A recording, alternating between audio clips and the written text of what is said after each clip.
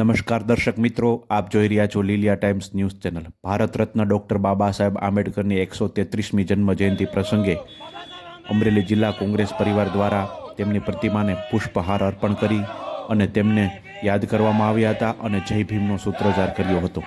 ત્યારે આ તકે સમગ્ર ભારત વર્ષમાં અને દેશ વિદેશમાં ડૉક્ટર બાબા સાહેબ આંબેડકર અમને તેમના વિચારોને યાદ કરવામાં આવે છે। ત્યારે અમરેલી લોકસભાના મહિલા ઉમેદવાર જેનીબેન ઠુમેરે નાગેશ્રી ખાતે ડૉક્ટર બાબા સાહેબ જન્મજયંતિ ઉજવણી પ્રસંગે એક વક્તવ્ય આપીને જણાવ્યું હતું કે મહિલાઓના અધિકાર માટે ડૉક્ટર બાબા સાહેબ આંબેડકર બંધારણ સભા સામે લડ્યા હતા અને આજે હું મહિલા તરીકે જે કંઈ આઝાદી આ દેશમાં મેળવી રહ્યું છું અને અધિકાર મેળવી રહ્યું છે, ડૉક્ટર બાબા સાહેબ આંબેડકરને આભારી છે। આટલી મહાન વિભૂતિને આજે યાદ કરવા એ મારું સૌભાગ્ય છે।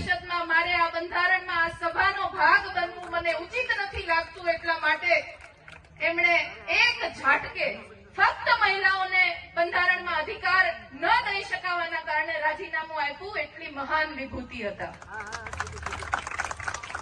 યુવાનો અત્યારે પોતાનો અવાજ ઊંચો કરતા ક્યાંક હજી બી રહ્યા છે। 1947માં આઝાદી મળી, આપણે સૌ ગર્વથી માથું ઊંચું કરીને જીવી શકીએ એટલા માટેના પ્રયત્નો બધાના હતા। ફરી એક વખત 2024માં આપણે ક્યાંક દબાતા જઈએ છીએ, ક્યાંક શોષિત અનુભવ કરતા જઈએ છીએ, ક્યાંક વંચિત આપણી જાતને માનીએ છીએ। પણ આ વિભૂતિને ધ્યાનમાં રાખીને આજે અહીંયા તમારી 133મી